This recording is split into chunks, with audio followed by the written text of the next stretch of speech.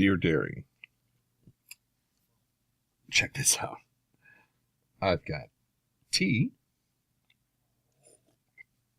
It's still a little bit warm. I've got my iPad on. I'm like grown up now.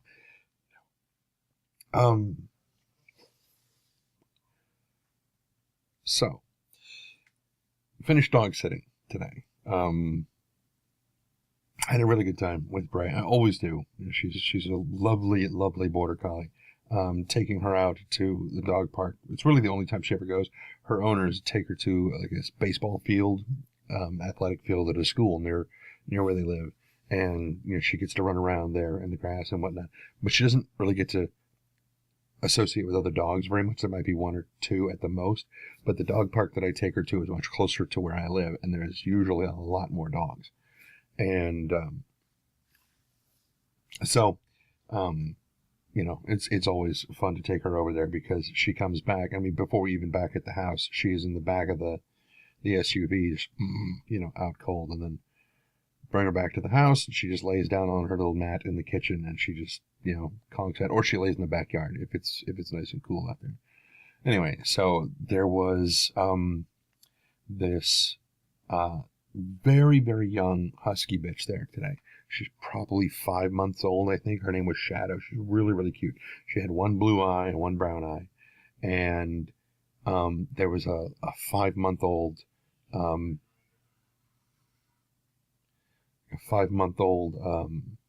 pit bull pup that was there too. And when she got there first. And she is very clearly the omega of the group because anybody who came over, she immediately sits down and the tail is tucked and she's like, oh my god, don't hurt me, kind of thing. And then the second that the other dog comes over and sniffs her and greets her, she immediately becomes the instigator of play, which is of course what the omega does. As the lowest one on the totem pole, they are the instigator of play. I believe it was either a National Geographic documentary about wolves or something very long time ago, like back in the 80s or something. They were studying a wolf pack I believe in Yellowstone, or maybe it was out somewhere further north. Might have been Montana. No, I think it was the Sawtooth pack. Anyway, the omega of the pack wound up dying for some reason. I don't remember exactly why. And the entire pack just moped. They just laid around and moped. Nobody played. There was no play at all. Everybody, it's like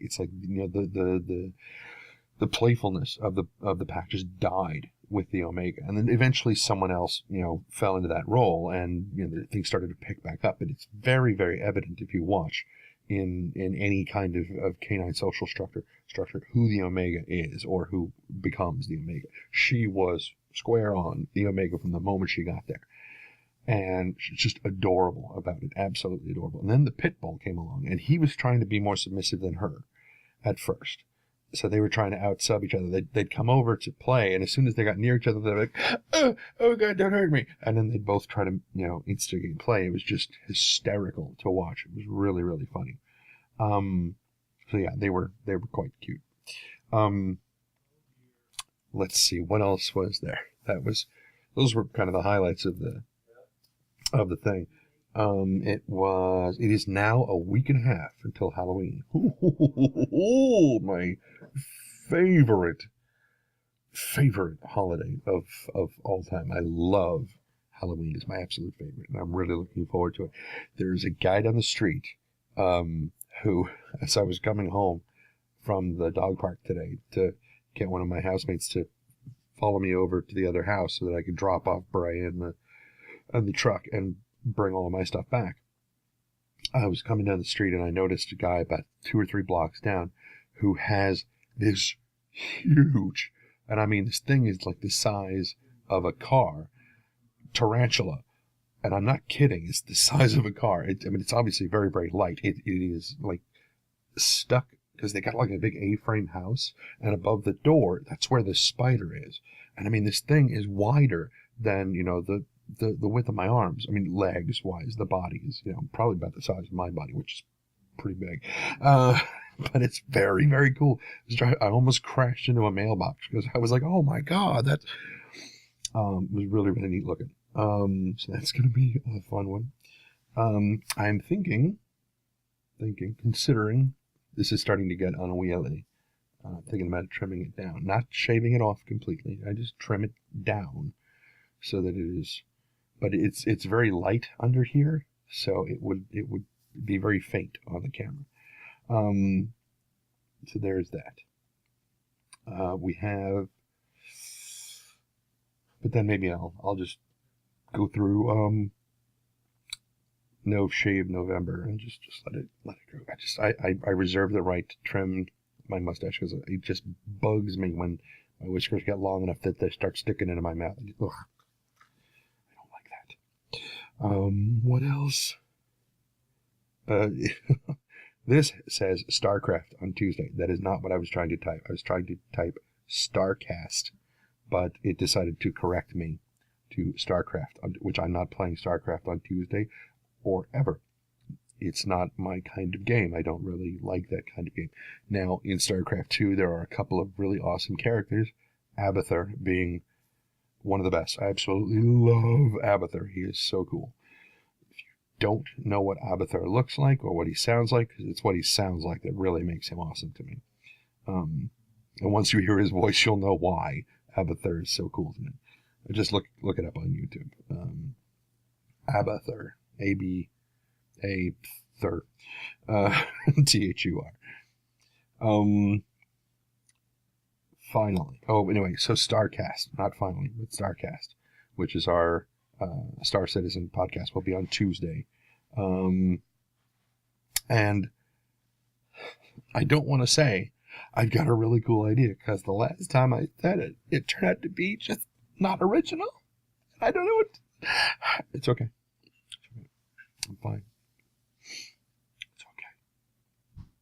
But I do have an interesting idea, and hopefully it'll be good. So I'll bring that up on Tuesday.